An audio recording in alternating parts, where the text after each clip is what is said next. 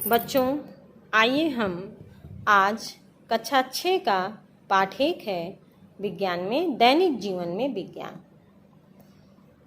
विज्ञान यानी साइंस प्रकृति में उपस्थित वस्तुओं के क्रमबद्ध अध्ययन से ज्ञान प्राप्त करने और उस ज्ञान के आधार पर वस्तु की प्रकृति और व्यवहार जैसे गुणों का पता लगाने को ही विज्ञान कहते हैं।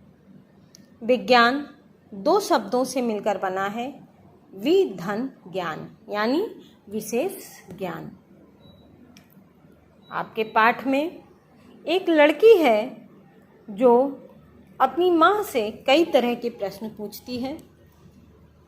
दूध से दही कैसे बनता है, फ्रिज में सामान ठंडा कैसे रहता है, चिड़िया कैसे उड़ती है, ऊपर से कोई चीज़ फेंकने पर नीचे क्यों गिर जाती है।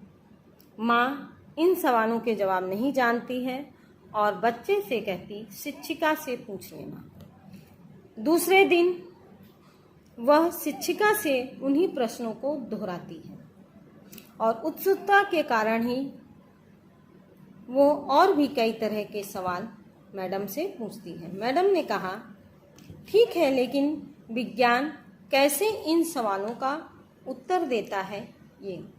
वे जिस समस्या का हल खोजना होता है, सबसे पहले उसका सूक्ष्म अवलोकन करते हैं, उससे संबंधित सभी जानकारियां एकत्रित करते हैं।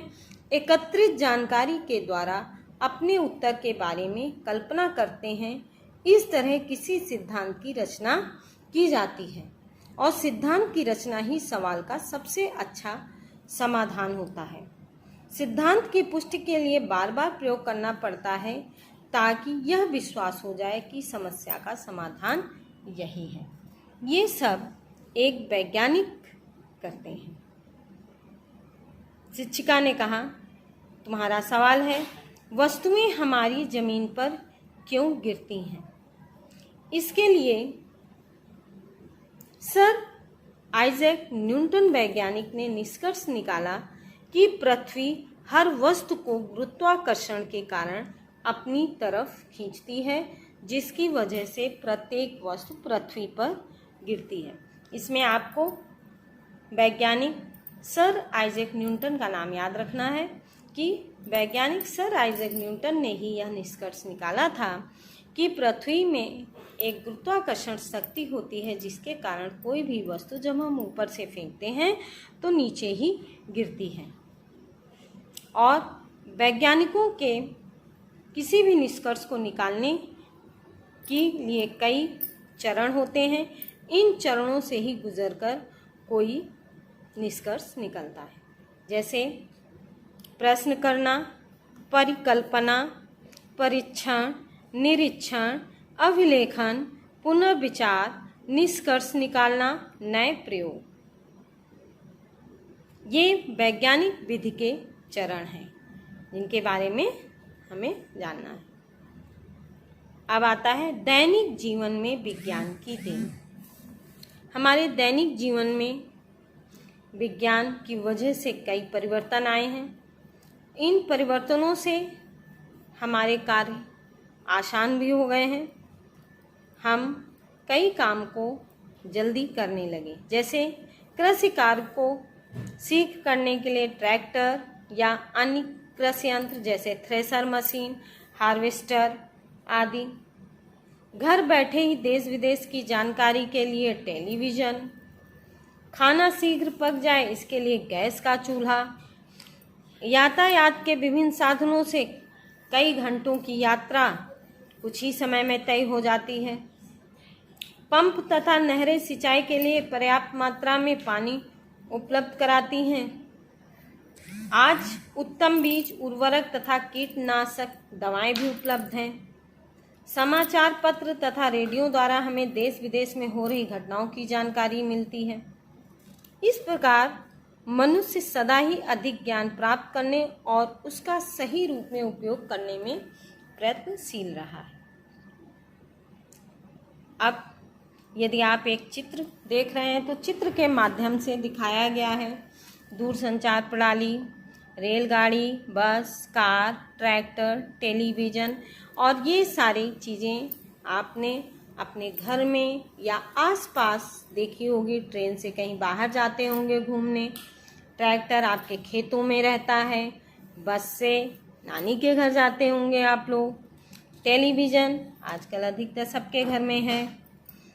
इस प्रकार हम लोग ये जानते हैं कि विज्ञान से हमें कई आराम भी हुए हैं और कुछ नुकसान भी होते हैं। विज्ञान के दुरुपयोग से होने वाली समस्याएं। विज्ञान के दुरुपयोग में जैसे पर्यावरण असंतुलित हो रहा है, रासायनिक उर्वरकों से मिट्टी हमारी प्रदूषित हो रही है, मृदा प्रदूषण है, भूजल के असामयिक दोहन से भूजल स्तर नीचे गिरता जा रहा है। अब है गड्ढा खोदते रहो, पानी जल्दी नहीं निकलता है, पानी का स्तर नीचे हो गया है। तीव्र ध्वनियाँ उत्पन्न करने वाले लाउड स्पीकर आदि से ध्वनि प्रदूषण हो रहा है। रेडियोधर्मी विकिरण के कारण पृथ्वी पर जीवन के अस्तित्व का भय उत्पन्न हो गया है। ओजोन परत में छिद्र वायु प्रदूषण के कारण है। परमाणु ऊर्जा के अनुचित प्रयोग से ही हिरोशिमा एवं नागासाकी में पलक झपकते ही लाखों लोगों की जीवन का अंत हो गया। रेफ्रिजरेटर तथा एयर कंडीशन में प्रयुक्त गैसों से वायुमंडल में क्लोरोफ्लोरोकार्बन की मात्रा में वृद्धि हो रही है, जिससे ओजोन परत निरंतर खत्म हो रही है। सड़कों पर दौड़ते वाहनों से जो गैस निकलती है उससे लोगों में सिर दर्द, दमा, अस्थमा आदि जैसे रोग उत्पन्न हो रहे हैं। अब हम लोग जानते हैं वैज्ञानिक खोजों में भारतीय एवं विदेशी वैज्ञानिकों का योगदान। हमारे प्राचीन भारतीय वैज्ञानिक चरक ने जड़ी बूटियों के औषधि गुणों के द्वारा रोगों के उपचार की विधि बताई थी। सुश्रुत शल्य चिकित्सा के क्षेत्र में महत्वपूर्ण योगदान दिया। आर्यभट्ट वैज्ञानिक जी ने पाई का मान बताया। श्रीधराचार्य वर्ग समीकरण का हल करने वाले प्रथम गणितज्ञ थे। इस प्रकार हम जानते हैं कि प्राचीन काल से विज्ञान चला आ रहा है। कुछ वैज्ञानिकों के नाम तथा उनके योगदान आप सुन लीजिए और चार्ट आपको दिखा दिया जाएगा। जगदीश चंद्र बोस, पौधों की संवेदनशीलता। सर सीवी रमन, प्रकाश का प्रकीर्णन। रामानुजम, संख्या सिद्धांत। मेघनाथ साहा, तापी आयनीकरण। टी.आर. शेषाद्री, औषध विज्ञान। विक्रम साराभाई, अंतरिक्ष अनुसंधान। डॉक्टर हरगोविंद खुराना, अनुवंशिकी कोड की स्थापना। कल्पना चावला, अंतरिक्ष वैज्ञानिक। एडवर्ड जेनर, ये विदेशी वैज्ञानिक हैं। एडवर्ड जेनर, रोगों से रक्षा हेतु vaccine. Alexander Fleming, penicillin. Galileo, दूरबीन। ऑटो हान, परमाणु बम। Michael Faraday, dynamo. John Logie Baird, television. Albert Einstein, photo electric प्रभाव। इस प्रकार हम भारतीय तथा विदेशी वैज्ञानिकों के योगदान के बारे में कुछ जानते हैं।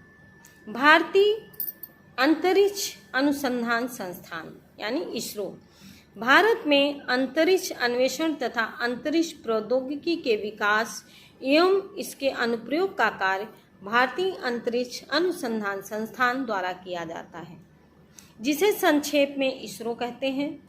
इसकी स्थापना 15 अगस्त 1969 यानी 1969 को हुई थी, जिसका मुख्यालय बेंगलुरु में है। अब हम जानते हैं इस पाठ के कुछ MCQ क्वेश्चन। आप लोगों ने जो अभी हमने पढ़ाया है, कुछ नोट्स आपने देखे हैं, इनसे आपने क्या सीखा, अब आप लोग बताइए आंसर जल्दी जल्दी क्विक। गुरुत्वाकर्षण सिद्धांत दिया Volta, Newton, CV Raman and A.N. Bose. उत्तर है न्यूटन। वैज्ञानिक विधि का चरण नहीं है। जिज्ञासा, परीक्षण, सिद्धांत, निरीक्षण। उत्तर जिज्ञासा। भारतीय वैज्ञानिक हैं Edison, Galileo, madam Curie, Hargobind Khorana. Hargobind Khorana. Ozone परत में छिद्र का कारण है जल प्रदूषण, ध्वनि प्रदूषण, वायु प्रदूषण, इनमें से कोई नहीं। उत्तर वायु प्रदूषण। इसरो का मुख्यालय कहाँ है? दिल्ली, कोलकाता, बेंगलुरु, मुंबई। उत्तर बेंगलुरु। दूरस्थ शैक्षणिक उपग्रह है चंद्रयान, मंगलयान, एडुसेट, राडार। उत्तर है एडुसेट। यूरिया के अत्यधिक प्रयोग से कौन सा प्रदूषण होता है? वायु प्रदूषण, जल प्रदूषण, ध्वनि प्रदूषण, मृदा प्रदूषण। मृदा प्रदूषण उत्तर है। प्राचीन काल के शल्य चिकित्सक हैं चरक, सुश्रुत, आर्यभट्ट, श्रीधराचार्य। उत्तर सुश्रुत। इसरो की स्थापना का वर्ष है 1976, 1968, 1969, 1971। उत्तर है 1969। चरक का योगदान है पाई का मान, जड़ी बूटियों द्वारा उपचार, शल्य चिकित्सक, गणितज्ञ। जड़ी बूटियों द्वारा रोगों का उपचार। पाई का मान बताया है चरक, सुश्रुत, आर्यभट्ट, श्रीधराचार्य। पाई का मान बताया है आर्यभट्ट ने। एपीजे अब्दुल कलाम को कहा जाता है मिसाइल मैन, नेताजी, देशबंधु, गुरुदेव। Missile man. वायुयान वायु यातायात का साधन है रेलगाड़ी, बस, वायुयान, कार। उत्तर वायुयान। पौधों की संवेदनशीलता के बारे में किसने बताया? सीवी रमन, एसएन बोस, कस्तूरी रंगन, जगदीश चंद्र बोस। इसका उत्तर डी है जगदीश चंद्र बोस। पहली भारतीय महिला अंतरिक्ष वैज्ञानिक हैं Kalpana Chawla, madam Curie, auto हान, मेघनाथ साहा। उत्तर कल्पना चावला। विद्युत बल्ब के आविष्कारक हैं वोल्टा, एडिसन, गैलीलियो। एडिसन। इस प्रकार इस पूरे पाठ के आपको नोट्स और एमसीक्यू क्वेश्चन दे दिए गए हैं। यदि इसे आप ढंग से पढ़ेंगे तो आपको पूरा लेसन याद हो जाएगा। धन्यवाद।